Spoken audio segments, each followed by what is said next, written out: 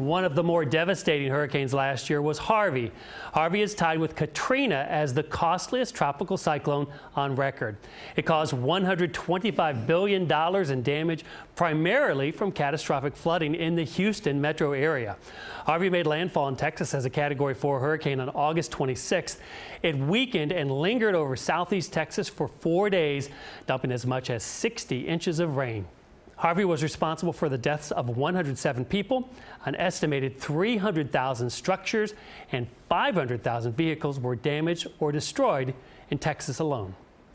Across the Caribbean, recovery is still underway from the 2017 hurricane season. Before making landfall in Florida, Irma bashed Cuba as a Category 5, packing 160-mile-an-hour winds. Havana's famous seawall was swamped by the monster storm, and water was pushed nearly a third of a mile inland, flooding, even destroying some neighborhoods. The U.S. Coast Guard was called to St. Thomas in the Virgin Islands after Irma's winds knocked down power lines and flattened homes. Residents were forced to stand in line for hours to get water and gasoline. On St. Martin, 5,000 U.S. citizens were stranded for a time. Americans were told to show up at the airport with only a passport and a small carry-on bag. With power issues and no running water, evacuees waited for days to leave. Let's talk about Hurricane Maria on the heels of Irma. As you remember, Maria was a 1-2 punch for much of the Caribbean. This was the view from above Dominica, which revealed widespread destruction. Maria slamming the tiny island as a Category 5 hurricane with 175-mile-an-hour winds. It's regarded as Dominica's worst natural disaster on record. And Maria holds the same distinction for the island of Puerto Rico. The U.S. Commonwealth's long recovery is ongoing.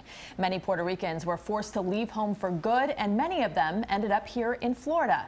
CBS 4's Elliot Rodriguez has one family's emotional story. Hurricane Maria was a Category 4 storm when it made landfall in Puerto Rico last September, plunging the island into a humanitarian crisis. And then we went outside, and it was, devastation. It was like a bomb was, there. When the storm hit, Vivian Rivera was in the town of Comerío in the mountainous central part of the island. Her hometown was left unrecognizable by hurricane-force winds and torrential rains that turned streams into raging rivers. We just decided to take a walk, me and my cousin, and we cried all the way. It was...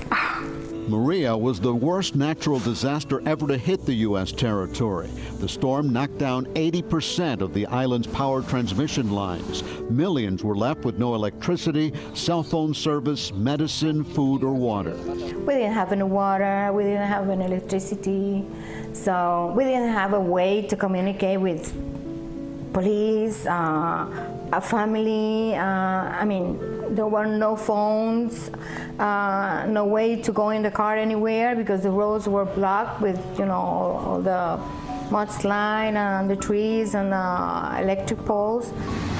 Getting aid to the island proved challenging, but getting the aid out of the capital of San Juan was an almost insurmountable obstacle, leaving Puerto Ricans out of touch with the rest of the world and feeling hopeless and forgotten. It was really scary. It was like we were in another place, like isolated. Maria forced thousands of Puerto Ricans to leave for places like Florida. Vivian lives in Hollywood, but her 89-year-old mother, Rosa, remains in Puerto Rico, as do other family members who are still dealing with power outages and water shortages. Some days they get up in the morning and they don't have electricity, so the whole day without electricity, they lose the groceries and stuff, and then the next day they do have electricity or they don't have water, so it's like a day-by-day thing, Vivian shudders to think what a new hurricane season will bring to Puerto Rico. If another hurricane comes, it's going to be gone again. All these months after Hurricane Maria hit Puerto Rico, the death toll remains a mystery. The official count is 64, but many people, including the mayor of San Juan, believe the number is much higher. And this past Wednesday, Harvard University researchers said the death toll for Maria is dramatically higher than reported. The study, published in the New England Journal of Medicine, estimates more than 4,600 people died in Puerto Rico. Elliot Rodriguez, CBS 4 News.